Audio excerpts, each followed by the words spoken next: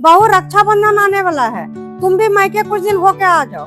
Mummy जी, याद तो मुझे भी बहुत आती है, लेकिन मेरा मायका अब पहले जैसा नहीं रहा। क्यों बेटा, ऐसा क्या हो गया?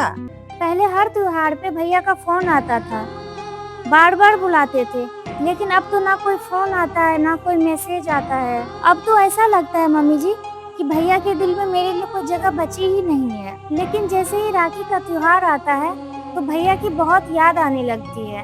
फिर ऐसा क्या हो गया? रिश्ते सिर्फ खून के ही नहीं होते मम्मी जी, उन्हें निभाने के लिए वक्त, परवाह और अपनापन भी चाहिए। आजकल तो मम्मी जी सब अपनी जिंदगी में इतने व्यस्त हो गए हैं कि रिश्ते निभाने के लिए किसी के पास समय ही नहीं बचता। बहू, तुम अपने भाई को कॉल करो। तुम अपने भाई से कभी बात करने की कोशिश नहीं की? बात करने की कोशिश की थी मम्मी जी, लेकिन भैया हर बार यही बोल के बात टाल देते थे कि बाद में बात करेंगे, अभी मैं बिजी हूँ। वो बात आज तक कभी नहीं आया।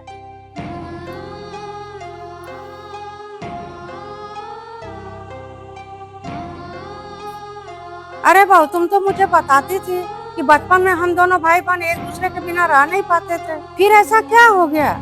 रिश्ते में इतना खटास क्यों हुआ?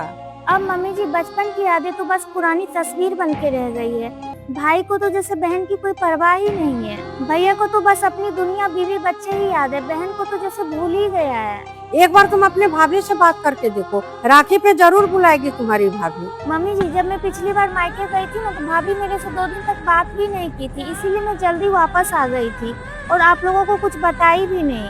मुझे वहाँ पे थोड़ा सा भी अपनापन महसूस नहीं हुआ। राखी का धागा तो हर साल बंध जाता है मम्मी जी, लेकिन भाई का अपनापन ही खुल जाए तो हर त्योहार अधूरा लगने लगता है। बहन को बुलाने के लिए भाई को आने की जरूरत नहीं है, बस एक बुलावे की जरूरत है। और जब वो बुलावा ही आना बंद हो जाए तो मायका सिर्फ एक पता बनकर रह जाता है। बहू, तुम अपने दिल में इतना दर्द छुपा के रखी थी और तुम हम लोग को बताई तक नहीं। बहू, तुम चिंता मत करो, आज के बाद तुम्हारे मायके के बारे में हम कभी जिक्र नहीं करेंगे। आज से तुम्हारा यही घर है, यही मायका है। बस बेटा, तुम हमेशा खुश रहो।